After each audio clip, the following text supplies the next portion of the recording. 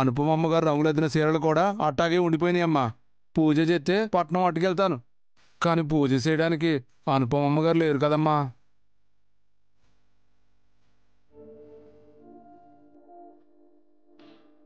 ఏంట్రా నీ మాటలు? ఆవిడగారు లేనందుకు బాధతో అంటున్నావా, లేక మా చేతులు మంచివి కావంటున్నావా? దమయంతి, ఏంటా మాటలు?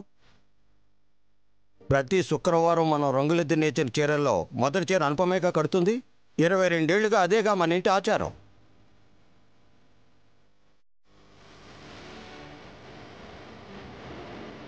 అనుపమ లేని లోటు కొట్టొచ్చినట్టు కనిపిస్తుంది.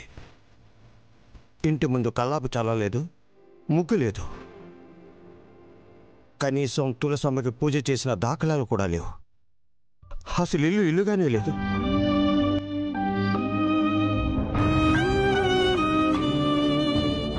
ఇది మరీ బాగుంది నాన్న.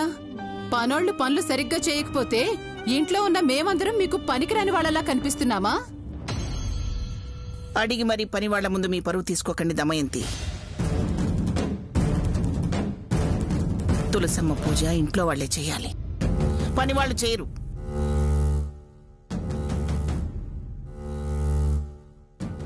నీకు నోరు జారటం, మాటలతో అవతల వాళ్ళను గాయపరచడం తప్ప పద్ధతులు ఆచారాలు ఏవీ తెలియవు.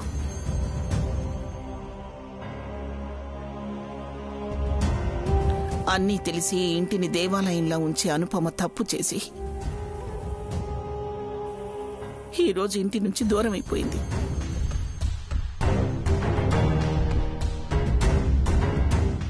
నమ్మిన మనుషుల్ని, ప్రేమించే మనుషుల్ని గాయపరిచి వెళ్ళిపోయింది. బాజీ, అమ్మా, రంగులెద్దిన మొదటి చీర తీసుకురా, నేనే పూజ చేస్తాను.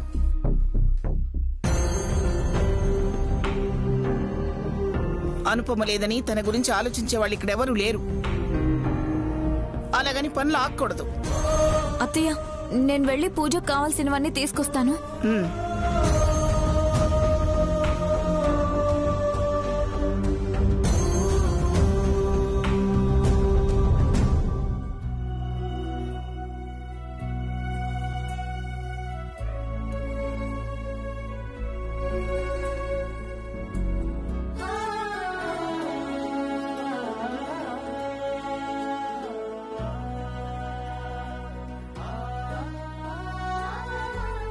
అత్తయ్య, తీసుకోండి. పూజకేం కావాలో కూడా తెలీదా నీకు? గంగా జలంలో తులసి దళాలు వేసి కొత్త బట్టల మీద చల్లాలని నీకు తెలీదా?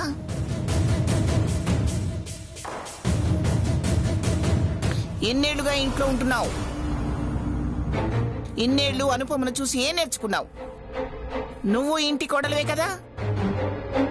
ఆవిడ్ని చూసైతే ఇవి నేర్చుకోలేకపోయాను అత్తయ్య.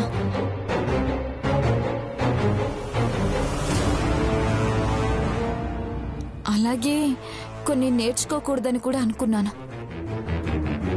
అది మీకు నచ్చనివి చేయడం, నమ్మిన వాళ్ళని మోసం చేయడం, ఇవన్నీ నేను నేర్చుకోలేదు అత్తయ్య.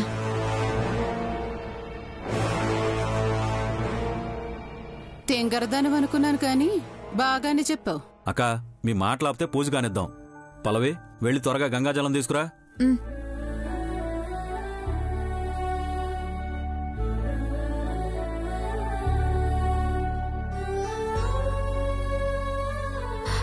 తీసుకోండి అత్తయ్య.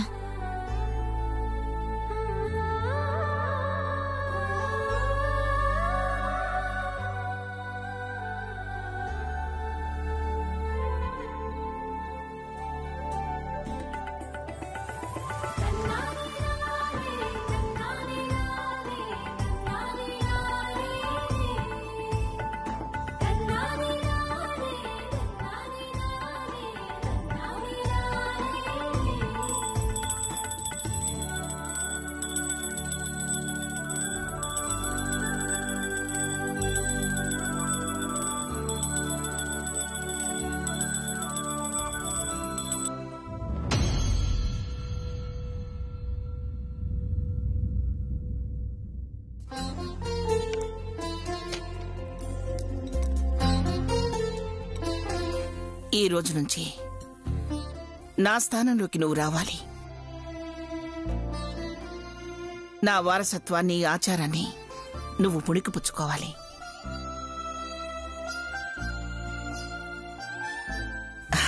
నేనేసిన మొదటి చీరని ప్రతి శుక్రవారం నువ్వే కట్టుకుని పూజ చేయాలి. నేనెందుకత్తయ్యా? మీ చేత్తోనే చేస్తే బావుంటుంది కదా. కోడలొచ్చేదాకా మాత్రమే అత్తది ఇంటి బాధ్యత. ఇంటికి లక్ష్మీదేవి అయిన కోడలొచ్చాక ఆచారాలు, పద్ధతులు అవన్నీ చెప్పుకుని ప్రేమతో చూసుకోవాలి తప్ప అత్తపెత్తనం చేయకూడదు. నువ్వు కోడలివి కాదమ్మా, మా ఇంటి మహాలక్ష్మివి.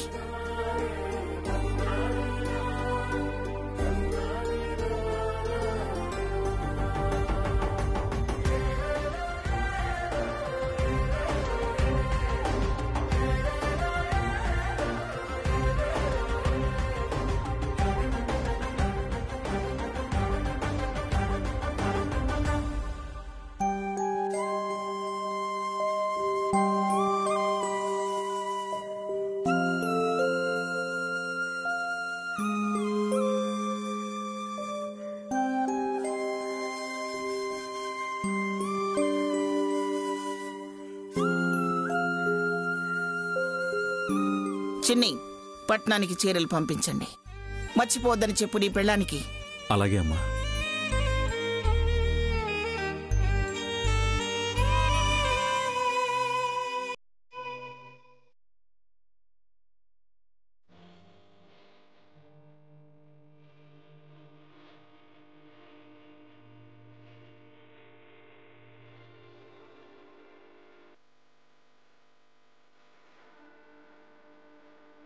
చూస్తున్నావా అమ్మా, ఆ అనుపమ నేను రాత్రి కొంచెం సేపు కనిపించకపోతే ఎలా ఎమోషనల్ అయిపోయిందో. నేను కనిపించకపోతే నువ్వు కంగారు పడతావు కదా, అలా కంగారు పడిపోయి కళ్ళ నిండా కన్నీళ్ళొచ్చేశాయి. ఆ అనుపమ నిజంగా మంచిదే అనుకుంటా. నేనే అనవసరంగా అపార్థం చేసుకుంటున్నాను. ఇంకెప్పుడు అనుపమని ఏడిపించకూడదు. పాపం అని ఇంకెవరైనా అమాయకురాలు నా స్థానంలో ఉంటే ఖచ్చితంగా ఇలాగే అనుకుంటుంది. కానీ నీ స్థానంలోకి ఆ అనుపమని ఎప్పటికీ రానివ్వనా. ఆ అనుపమ రాక్షసి.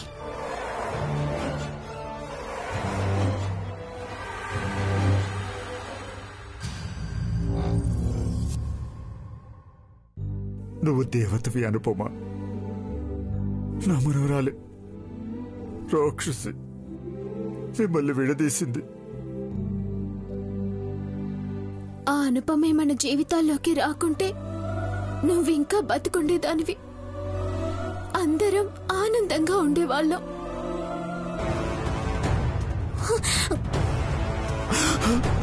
అయ్యో,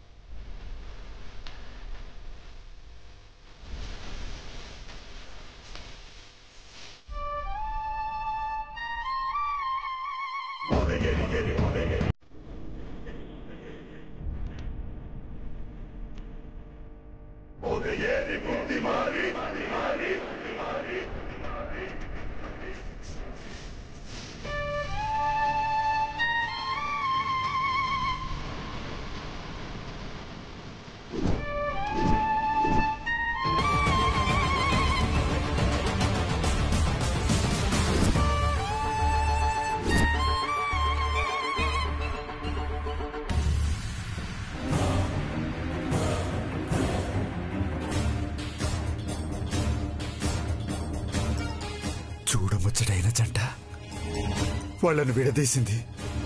పెళ్ళైన వాళ్ళ మధ్యలోకి రావడం తప్పు చేసింది.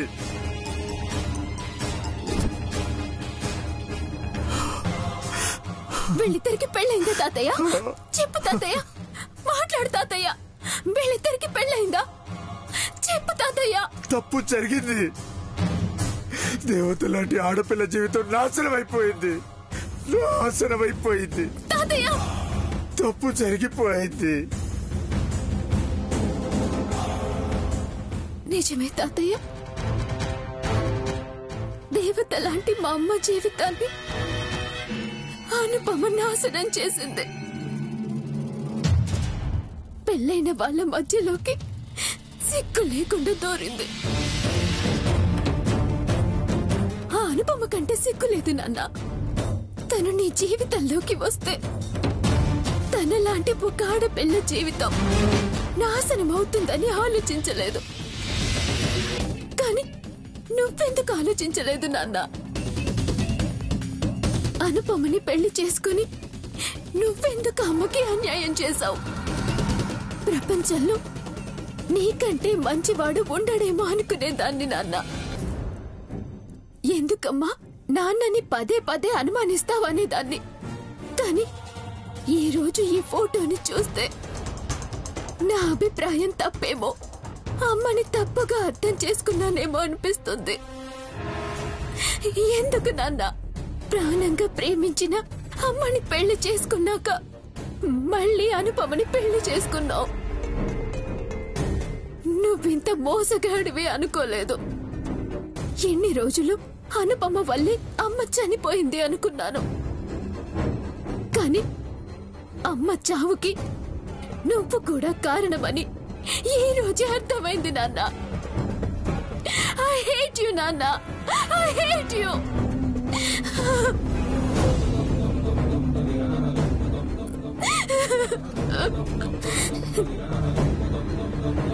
దీనికి కారణం అనుపమ.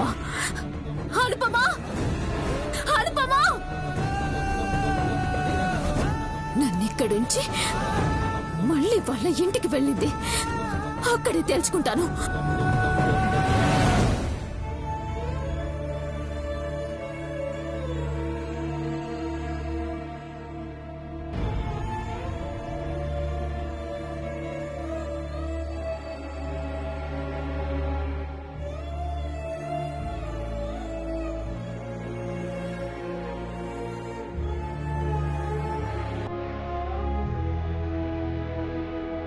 ఇంజెక్షన్ ఏమైనా వేస్తారా డాక్టర్? అక్కర్లేదు. టానిక్ అదే సిరప్ లాంటిది ఏమైనా రాస్తారా? అవసరం లేదు. అవసరం లేదంటూనే మీరు రాస్తూనే ఉన్నారు కదా డాక్టర్. కొన్ని మందులు రాస్తున్నాను. నిజం చెప్పాలంటే మనోవేదనకి మందే లేదు.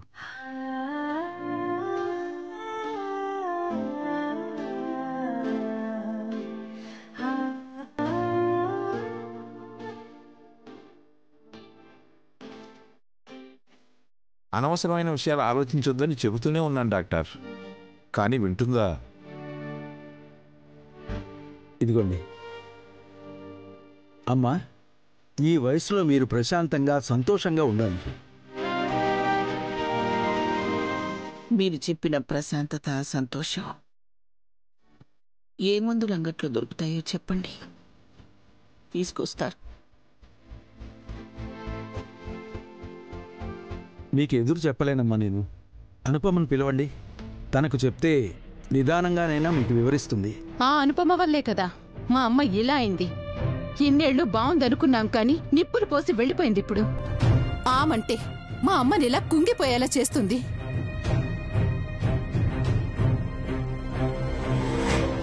దమయంతి, అత్తయ్య ముందు నువ్వే మాట్లాడుకో. దమయంతే కాదు, ఎవరు ఏం మాట్లాడకండి. కాసేపు అందరూ బయటకు వెళ్ళండి.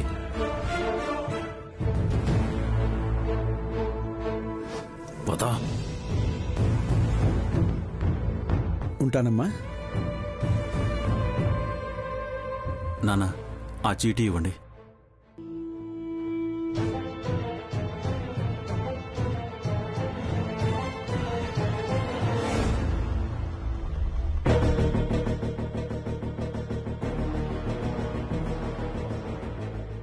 చూడండి, అనుపమ అంటే మీ అమ్మగారికి ఎంత ఇష్టమో నేను చూశాను కాబట్టి చెప్తున్నాను.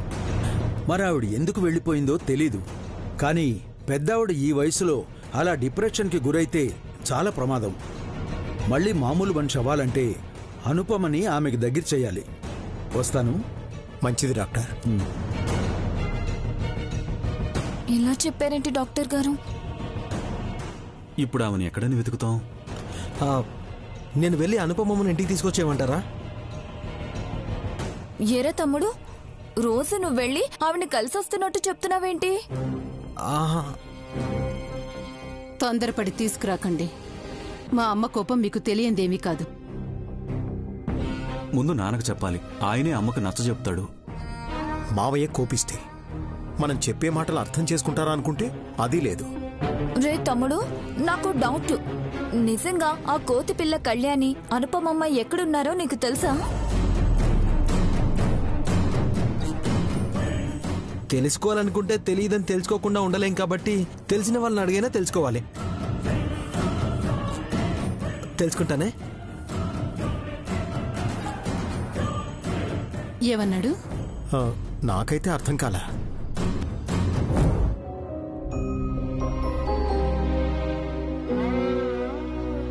ఇంకెన్ని రోజులు నా వల్ల నువ్వు మాటలు పడతావు అనుపమా?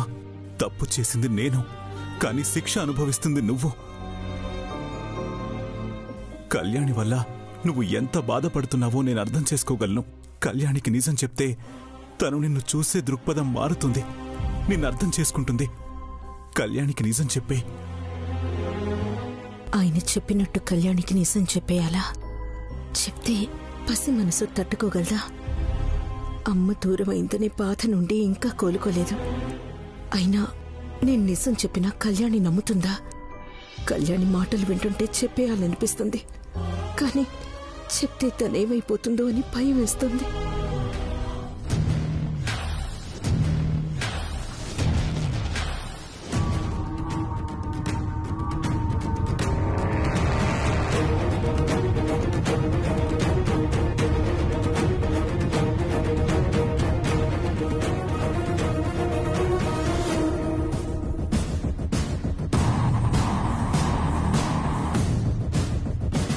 మేకప్ పోకుండా ఇంట్లో ఫ్యాన్ కింద కూర్చుంటుంటే బయట ఎండల గురించి సరిగ్గా తెలియలేదు వదినా. చూడు, చెమట వల్ల నా మేకప్ మొత్తం పాడైపోయింది. ఇలా వెళ్తే మా ఆయన నన్ను గుర్తుపడతాడో లేదో. గుర్తుపట్టకపోతే వచ్చే నష్టం ఏం లేదులే. మాకింట్లో నీ వంట ప్రయోగాలు తగ్గుతాయి. చూస్తూ ఉండొదినా, త్వరలో అనుపమమ్మ కంటే బాగా వంట చేస్తాను. వెళ్ళగానే ఈ కూరగాయలతో వంటగదిని పాకశాలగా మార్చేస్తాను. ఏ మాట కామాట కాని వదినా, అనుపమమ్మ ఉంటే మనం కాలు కూడా బయట పెట్టేవాళ్ళం కాదు. తనని పంపించి మనం అవస్థలు పడుతున్నట్టుంది. పల్లవి, కాసేపు నీ నోటికి తాళం వేస్తావా? పద.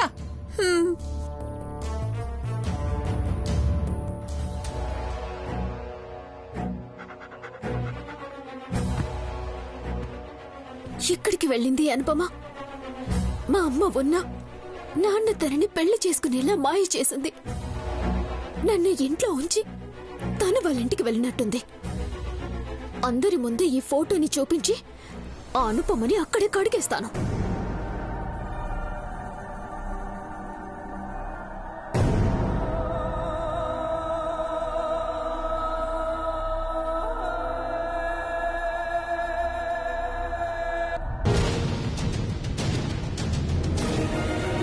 వదినా, అరవద్దన్నానా?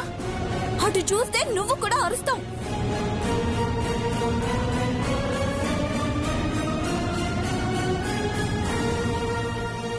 ఇదేంటి ఇక్కడే ఉంది?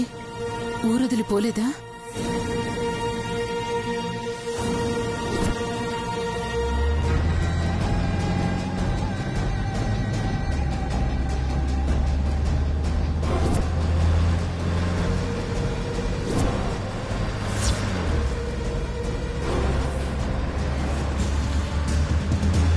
వదినా పైకి పోయేలా ఉంది వదినా. ఏ కళ్యాణి, కళ్యాణి, ఇదిగో అమ్మాయి. కళ్యాణి తప్పు.